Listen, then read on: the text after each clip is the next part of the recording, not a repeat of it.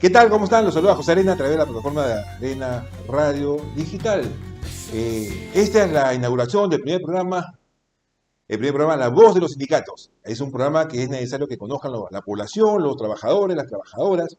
Este es un espacio que ha sido creado para poder hablar de temas de lo que es derecho laboral, el derecho sindical, lo que los trabajadores, los beneficios que le corresponde a ellos de acuerdo a la negociación colectiva, lo que le corresponde también de acuerdo al régimen laboral al cual eh, pertenecen, ¿no? En el sector público y sector privado. En esta ocasión tenemos como invitado especial en nuestro primer programa, La Voz de los Sindicatos, al doctor Carlos Ortega Sotelo, ¿no? Él es secretario general de la Unión Nacional de Sindicatos Estatales del Perú, más conocido como UNACE. Así que le damos la bienvenida al doctor Ortega. Doctor Ortega, ¿cómo está? Muchas Gusto. gracias, José, por la invitación. Aquí atentos a poder conversar un rato sobre el tema que nos interesa, sobre todo los trabajadores del Estado, ¿no? Muy bien. El derecho a la negociación colectiva. Perfecto. Bueno, para que lo conozcan, al doctor Sotelo ya tiene años en el mundo sindical, eh, y incluso el año pasado ha participado en la negociación colectiva centralizada, ¿no? Ya nos va a definir estos temas y la importancia de lo que es la negociación colectiva. Así que para que la gente un poco se familiarice, Carlos, ¿no? Familiarice con el tema sindical, ¿no? ¿Cuál es la Sí. importancia de los sindicatos que existan en una entidad del Estado o en una empresa privada? ¿Por qué es importante que los trabajadores se sindicalicen? Bueno, el sindicato tiene como función, como tarea principal, fomentar el diálogo social entre una representación que es de los trabajadores con sus empleadores, que en este caso es el Estado, porque esa es la materia en la que nosotros nos convocan. Este, como en toda sociedad, siempre existen problemas en materia remunerativa, en la defensa de los derechos laborales, de derechos fundamentales, y en ese campo el sindicato tiene un papel fundamental, principal, ¿no? Porque es la voz de los trabajadores ante el Estado. En el Perú ha sido una historia bastante larga el tema de poder, por fin, darle a la negociación colectiva todo el carácter y la naturaleza que tiene, que es fundamentalmente ver el tema de sus remuneraciones. En el Perú, y ya que mencionas esto, hace 40 años que los trabajadores del Estado, desde que se fundó el primer registro sindical, ha venido bregando para que por primera vez en nuestro país puedan dialogar sobre incrementos remunerativos. La ley, el decreto supremo 08 y el decreto supremo 026 de hace 42 años, solamente permitía negociar condiciones de trabajo. Claro. Eso es algo que, por ejemplo, no se conoce mucho en la sociedad y siempre se decía, ¿no?, que los trabajadores del Estado vienen reclamando aumentos, sí, venían reclamando aumentos, pero en realidad nunca se logró tener un aumento así. Claro, algo que hemos visto también, Carlos, comparado a otros países, ¿no? Digamos, lo que es la negociación colectiva, perdón, los sindicatos tienen mayor fuerza, están más organizados, como por ejemplo en Brasil, ¿no? En Brasil es un ejemplo de lo que ha podido lograr los sindicatos y demás, incluso el presidente actual, Lula da Silva, pues, él ha nacido, ¿no?, como un dirigente sindical, y es más, uno va a Brasil y ve una serie de infraestructura, logística, ¿no? Presupuestos que permite para que el trabajador pueda estar informado, apoye también a sus dirigentes sindicales y poder lograr cosas importantes dentro del Estado, ¿no? En beneficio de los trabajadores. ¿Qué es lo que sucede en nuestro país? ¿Cuál es la realidad? Porque a veces cuando uno va a una entidad estatal y pregunta por, quiénes son los dirigentes sindicales, y hay varios grupos sindicales, pero también la numeración en unos grupos pues, puede estar conformado por 50 personas, 200 personas, 2000 personas. ¿Qué deben hacer los sindicatos para poder lograr que más trabajadores adhieran a esta causa justa que es para beneficio de todos ellos? Bueno, en realidad es un tema bastante difícil porque el Estado peruano tiene la obligación, por constitución inclusive, de poder fomentar la negociación colectiva. Sin embargo, el diálogo social ¿no? Y el trato directo con los trabajadores. Pero en la realidad esto ha sido muy difícil de conseguir para los trabajadores organizados. Y es una realidad frustrante, porque hoy día en el Perú no se llega pues ni al 25% de los trabajadores del Estado que se encuentren debidamente organizados en sindicatos. Y, y esto quiere decir que el Estado tampoco hace un papel muy importante para precisamente fomentar la negociación Correcto. colectiva.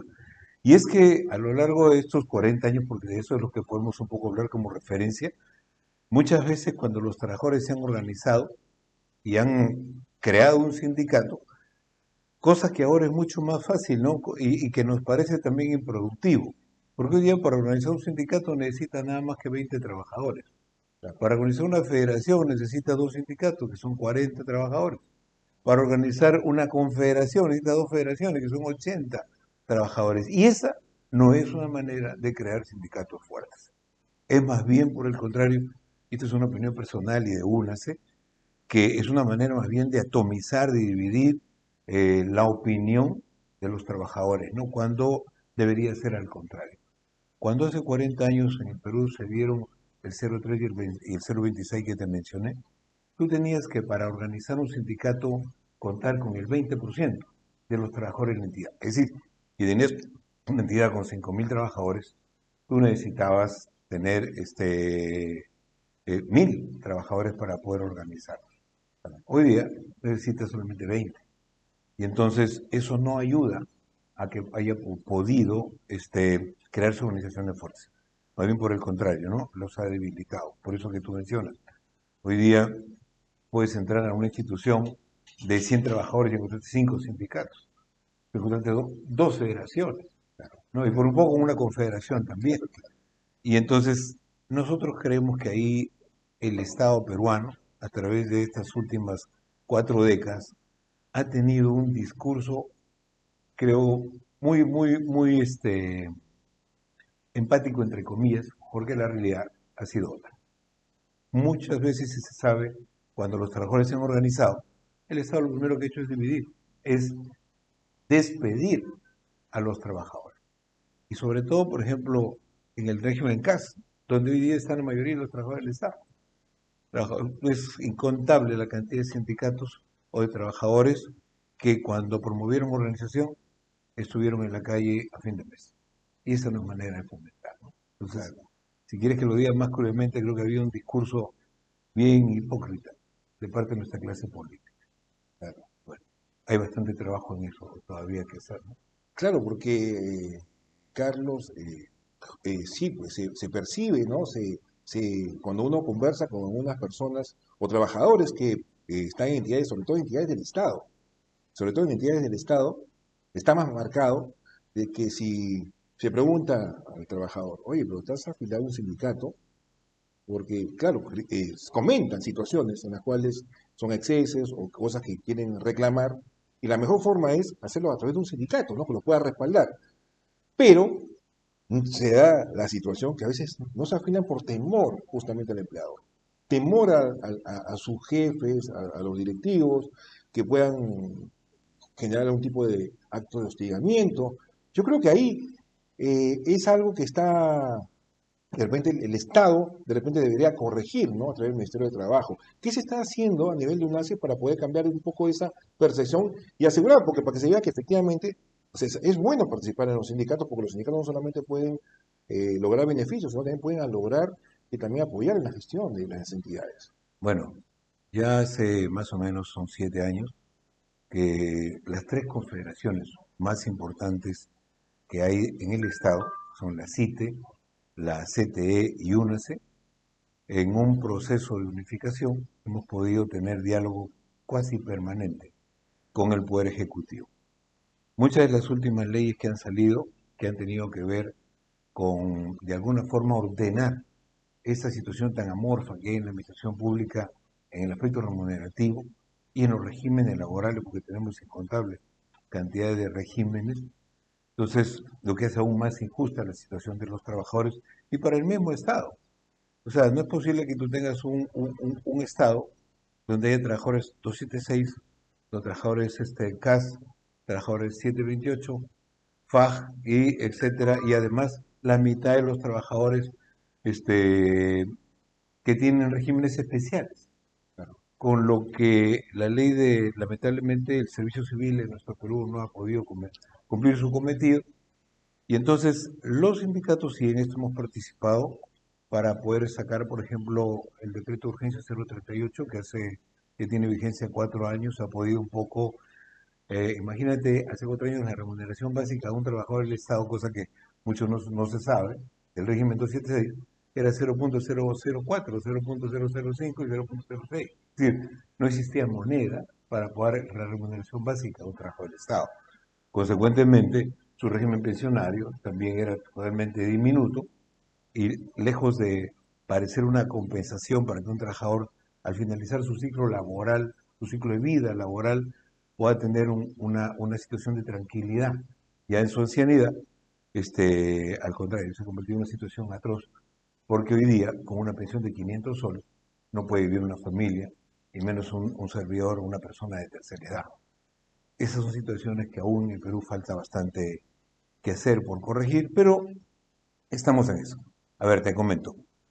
La ley 31.188, que por fin, después de 40 años, por una participación muy efectiva de parte de los trabajadores organizados en estas tres centrales que te he mencionado y sobre todo de UNACE, que participó bastante en la elaboración bastante del contenido de esta ley, ha podido dar, como te dije, la primera negociación colectiva nacional. Un hecho que no es una situación pues novedosa, ya se da en muchos países de América y del mundo, ¿no? Es más, en los países del primer mundo es donde más se fomenta el diálogo social y el sindicalismo. En situaciones en países como los nuestros es muy difícil, es una democracia tan incipiente y ni siquiera hay que es una mala palabra decirlo, porque la situación actual que vivimos política demuestra eso. Nuestra democracia está en pañales, una vergüenza lamentablemente, pero es lo que nos tiene también al movimiento sindical en esta situación. Pero ya hemos dado un gran paso. El año pasado, 2022, por fin pudimos tener la primera negociación centralizada representando a todos los trabajadores del Estado sin ningún distingo de régimen laboral de los tres niveles de gobierno, pero además sin que necesariamente estuviera sindicalizado. Carlos, a ver, quisiera que nos comentes, en todo caso, para que la gente, bueno, de los que van a ver en la plataforma, conozca mejor lo que es la negociación colectiva. Coméntales la importancia de este punto que estás mencionando, la negociación colectiva, ¿no? ¿Qué se logra? Porque sí, efectivamente se ha visto que en el último año hay cosas importantes que se ha podido lograr. Los sindicatos que han participado con el Poder Ejecutivo, y luego también para que nos comentes un poco más o menos lo que es la negociación colectiva entre el sindicato de una entidad más representativa con la entidad pues, a la cual trabajan sus trabajadores. Bueno, la negociación que hemos tenido a cabo el año pasado representando a los trabajadores, casi 700.000 trabajadores del Estado. A ver, ¿cómo funciona? Las tres centrales, lo dice la ley, más representativas, en este caso son CITE, CTE y UNACE, en el procedimiento por la 31.188 y por el Decreto Supremo 008 del año 2022, que traza los lineamientos, una especie de reglamento para el cómo hacer la negociación, dicen, los trabajadores tienen que elegir 21 representantes. Este es un proceso por el cual los sindicatos y las tres confederaciones nos reunimos en una asamblea nacional y designamos a 21 representantes. Yo soy uno de ellos. 7 por central sindical, de todos los regímenes laborales. Y tenemos que acordar de manera unificada, lo dice la ley, un pliego único nacional, que es el que se va a discutir y se presenta a partir del 1 de noviembre de cada año hasta el 30 de enero. Y en este periodo de 3 meses, los trabajadores, o una vez presentado el Estado, tienen la obligación en los 10 días siguientes de formar su contraparte, designar a 21 representantes del gobierno para que a partir de la instalación, durante 30 días, puedan en trato directo negociar. el pliego o el proyecto de convenio colectivo que presentan los trabajadores a nivel nacional. Tratamos de llegar a todos porque, como te decía, solo el 20% de esa masa de 700.000 está sindicalizado. Pero en realidad nuestra responsabilidad es para todos. Y entonces, es un poco difícil, pero tratamos de hacerlo porque conocemos la realidad de los trabajadores estatales. 30 días para la negociación, trato directo. Si no hubiera trato, tenemos 30 días para ir a conciliación en el Ministerio de Trabajo. Concluido, si no hubiera trato, tenemos para poder definir dos cosas. O se opta por un arbitraje o se va a la huelga. Y el año pasado ha sido un ejemplo, porque los sindicatos, y no digo que sea malo ejercer el derecho de huelga, sino que porque se ha ejercido el trato directo y el diálogo social, es que hemos podido, durante prácticamente empezó en noviembre y culminó el 30 de junio, con lo que hemos tenido casi 8 meses de trato directo, pudimos haber llegado a la conclusión de firmar un convenio colectivo que ha tenido como conclusión aprobar una franja fiscal para repartir entre todos los trabajadores en diversas formas y escalas, 830 millones de soles, que tampoco para el gasto público, digamos, ha sido una cantidad pues exorbitante, porque empezamos con una franja fiscal de 320, llegamos hasta ahí, no se pudo más, pero fue importante porque por primera vez los trabajadores CAS que jamás han podido tener en sus 12 años de existencia una negociación colectiva que le incrementara los sueldos, la han tenido. Que ha sido una cantidad, digamos, de 840 soles por un año, y pero el tema de lo significativo es que abarca a más de 300.000 trabajadores CAS. Y entonces, allí sí es que no nos permite llevar una cantidad muy alta, pero sí una cantidad que les dé a todos, todo el país, seas trabajador de un gobierno regional, de una municipalidad o de un ministerio. E igual para los trabajadores del régimen de la actividad, del sector público bajo el régimen de la actividad privada, los trabajadores 728, que igualmente toda su vida, a pesar de tener el derecho a la negociación colectiva, en realidad siempre terminan en arbitraje, porque por negociación colectiva nunca han podido lograr un incremento de remuneración. Claro. Y en el caso del 276, peor todavía, porque tenemos hace 40 años la posibilidad de negociar solo condiciones de trabajo. Bueno, esta vez eso se rompió y se pudo aumentar casi 225 soles para todos los trabajadores del régimen 276. Y si bien el número es mayor en cantidad para el régimen 276, también lo ha sido porque ese régimen es quien percibe remuneraciones más bajas, como te comentaba, de unos básicos que no pasaban hace 4 años de céntimos de sol y que ahora estaban en 512 soles como remuneración mínima y en 700 como máxima. Entonces hoy día se les ha aumentado 225 más. Y hoy día un trabajador público de régimen profesional, servidor profesional A, está más o menos en 920 soles o 23 soles. Que aún así es una cantidad ínfima porque no llega al sueldo mínimo vital. O sea, y algunos pueden decir, sí, pues, son cantidades exorbitantes, en realidad no lo son. Son cantidades que pretenden recuperar la pérdida del poder adquisitivo. No son incrementos de sueldo. Son cantidades que pretenden acercarse al sueldo mínimo vital. Son en realidad temas que no se mencionan porque si bien en algo el trabajador ha podido equiparar un ingreso para cubrir sus necesidades, es porque en estos 40 años ha podido negociar en condiciones de trabajo otros montos que, digamos, incrementan el ingreso remunerativo y de alguna forma tratan de compensar. Pero es un tema que tampoco es uniforme, porque un 276, un caso, un 728 de Lima, puede percibir más que un trabajador de un gobierno regional y por supuesto que de una municipalidad. Pero además, a nivel de todos los ministerios, tampoco es una tabla, porque el CAS de un ministerio no percibe igual que el CAS de otro, ni el 276 ni el 728.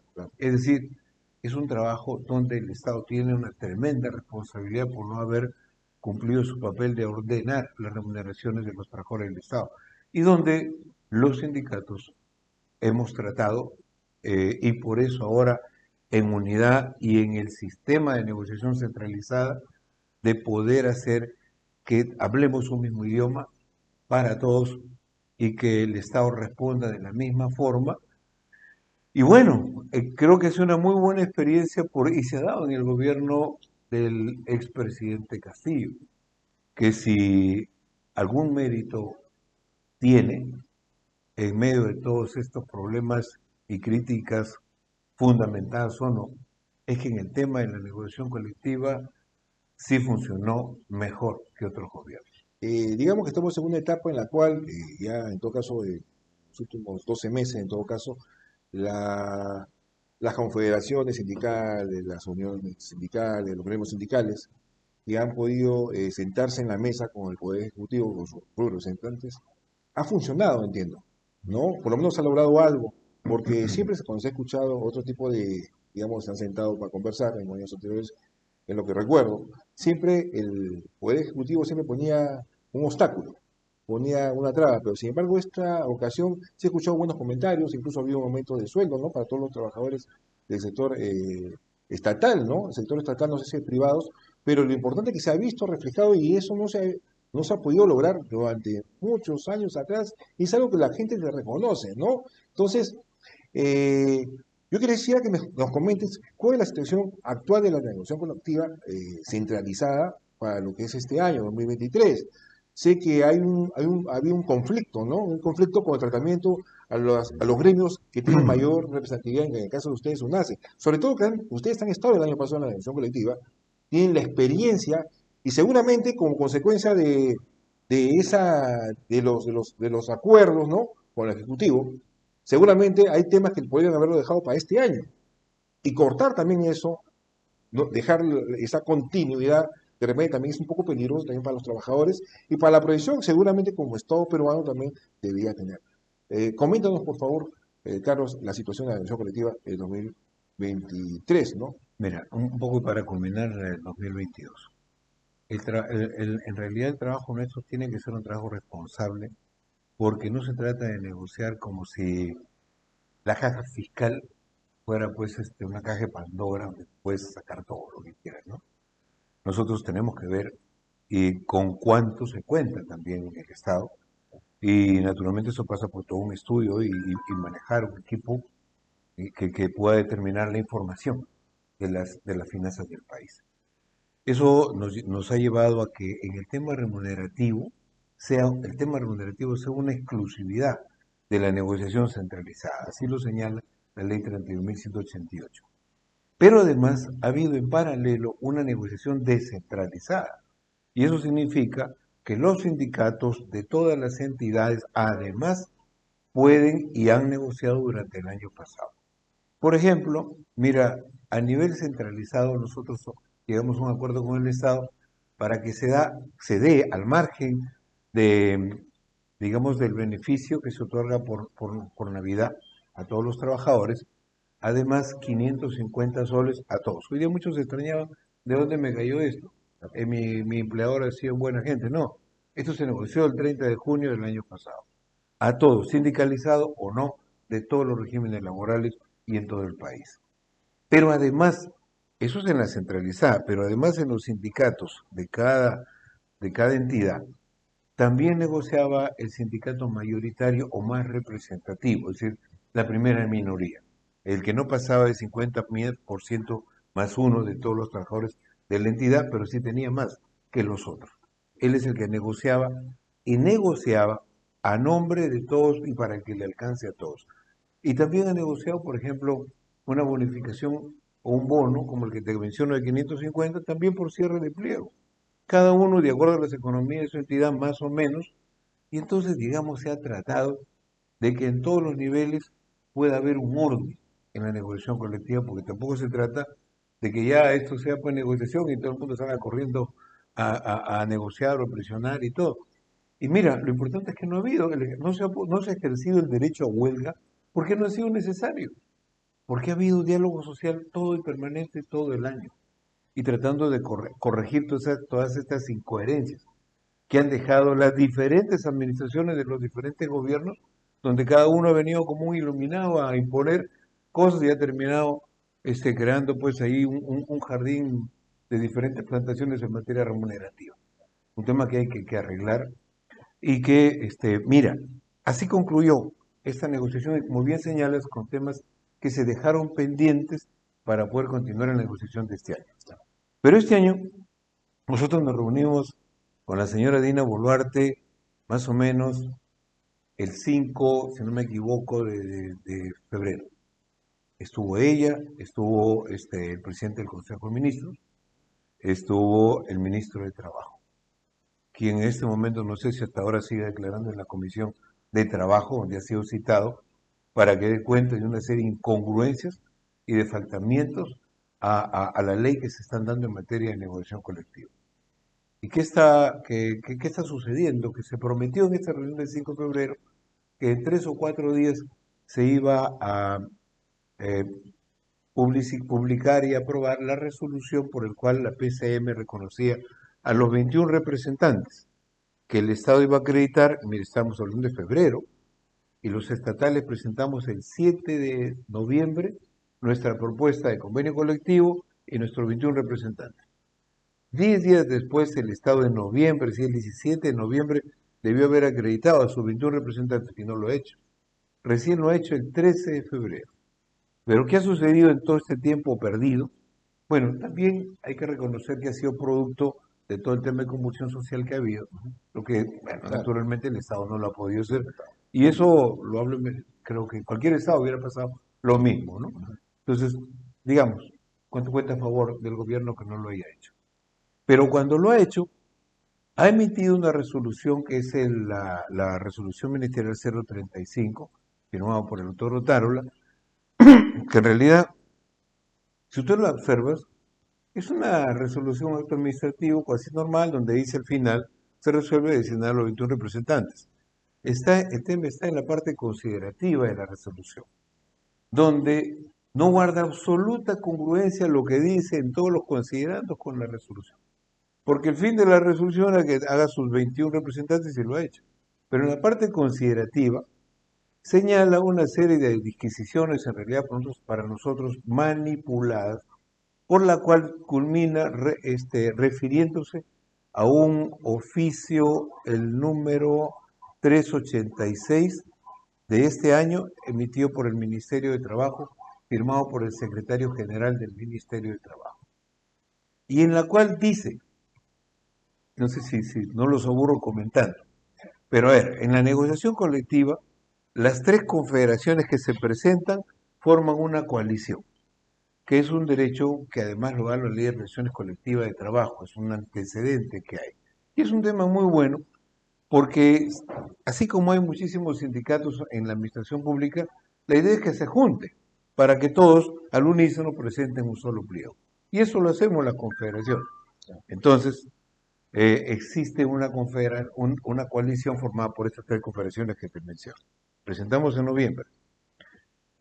Nos hicieron una observación 10 días después que subsanamos. Nos pidieron el acta legalizada, nos pidieron los 21 representantes, qué delegados estuvieron presentes y el acta con el cual se aprobó todo esto. Y lo cumplimos con presentarlo en noviembre.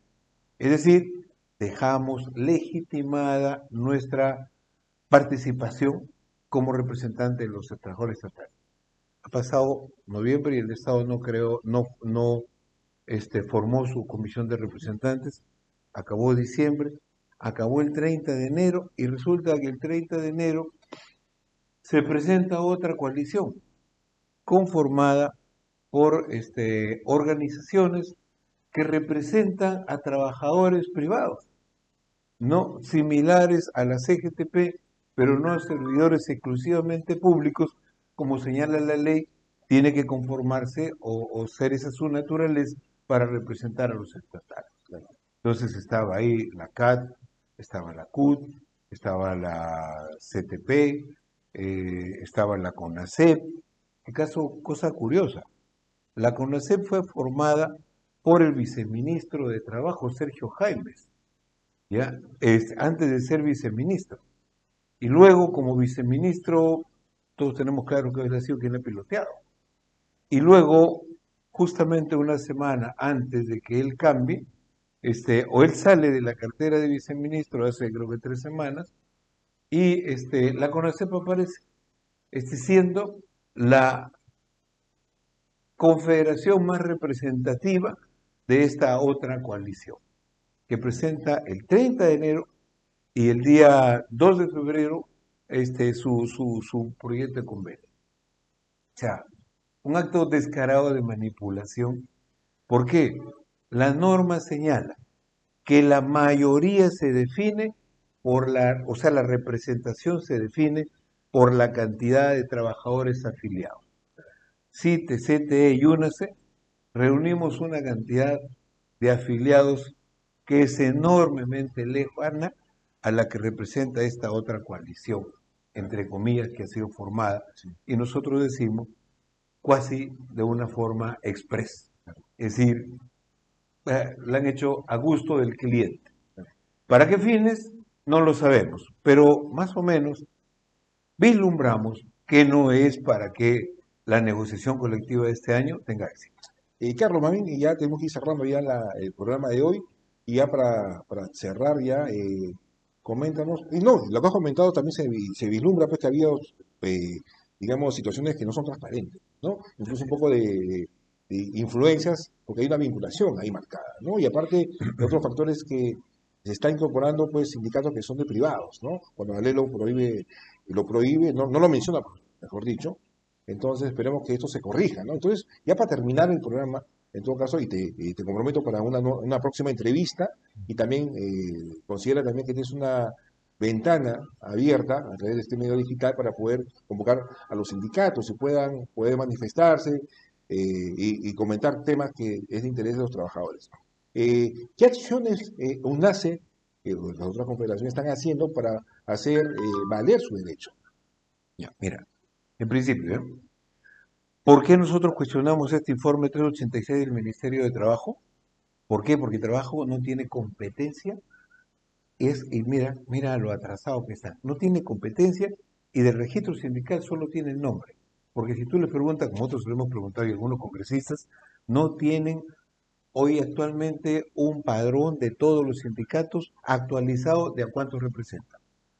Entonces, si ellos no tienen un sistema, no tienen un padrón, no tienen información, carecen de toda esa infraestructura para poder dar un informe de a cuánto representamos, y además, si la competencia es de la presidencia del Consejo de Ministros, el ministro de Trabajo jamás debió permitir que sus directores de asesoría jurídica, de registro sindical, emitieran un informe así, que lo que ha hecho es perturbar hoy día la participación de UNACE para poder fomentar la participación del CONACEP.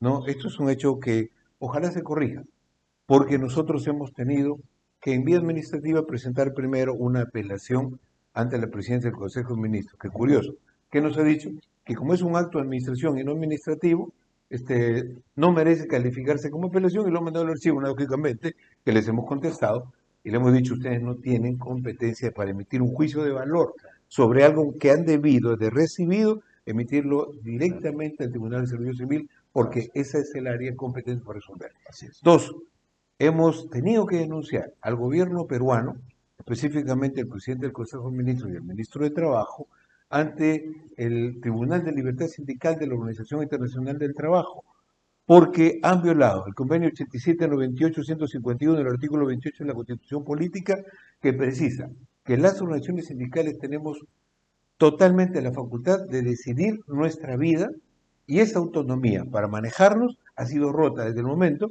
que el Estado ha dicho: de esta coalición va la CITE, va CTE, no va UNACE, y de esta otra va CONACEP, y ustedes júntense y hagan una nueva coalición. Es decir, ha hecho una broma pesada del derecho fundamental al diálogo social y la negociación colectiva. Y esperamos que lo corrija, porque hoy día el Estado peruano ya está denunciado por violar 4 convenios internacionales, y probablemente la siguiente semana vayamos a una acción de amparo o a un tema de demanda laboral, y luego, bueno, hay una estrategia legal que vamos a seguir donde el Estado no vemos que pueda por ningún lugar ganar. Así que esperamos que el señor presidente del Consejo de Ministros y el señor ministro de Trabajo y el viceministro de Trabajo, que son gente con experiencia de muchos años en la administración pública, reflexionen y vuelvan por los cauces naturales, porque no es posible que así como todos los presidentes terminan lamentablemente en un penal en el Perú, tengan también los funcionarios y los ministros que seguir ese derrotero porque simplemente ignoran profesamente y no sabemos, lamentablemente creemos con fines no muy santos, se viola el derecho fundamental al diálogo social y a la negociación colectiva. Así que esperamos que en los próximos días reaccionen porque también nosotros, lógicamente, tenemos una estrategia que finalmente irroga costos que los trabajadores no tienen para seguir desperdiciando en actos así, si en realidad hubiera mejores, buenos peruanos ocupando los cargos para los cuales se les ha elegido, aunque en este caso no ha sido así. Muy bien, Carlos. Realmente éxitos en esta lucha, en esta intención de que se corrija lo que el Poder Ejecutivo, no sé intencionalmente o no, por desconocimiento, no quiero calificarlo, ha cometido aparentemente un error y esperemos que lo corrijamos, que lo corrija, porque finalmente los perjudicados van a ser todos los trabajadores y sobre todo que se está vulnerando el derecho a los gremios sindicales más representativos conforme lo estableció la ley, ¿no? Entonces, Carlos, si me sí, permite solo un segundo de despedida. Mira, yo creo que el tema de la negociación colectiva es un tema muy importante, pero más allá de eso, nosotros somos servidores públicos, creo que la responsabilidad del Estado y de nosotros como trabajadores está en aquel ciudadano al que le servimos, al que pretendemos brindarle un servicio público de calidad, que el gobierno no está dando, que como país estamos en falta. Aquí en Lima se ve mal eso, no llegan los servicios públicos de calidad ni en educación, ni en salud, etcétera, etcétera, ni en vivienda, ni en trabajo, pero peor es en las regiones de nuestro país, peor es en los pueblos más alejados de nuestro país, donde el Estado no está presente, y es ahí donde nosotros tenemos la obligación de corregir. Muchas gracias por habernos dado este pequeño espacio. muy bien, Carlos. Y bueno, ha sido Carlos Ortego, secretario general de la Unión Nacional de Sindicatos Estatales del Perú, inaugurando el primer programa de La Voz de los Sindicatos. Bueno, los ha acompañado José Arenas a través de la plataforma de Arena Radio TV Digital y nos vemos en la próxima edición.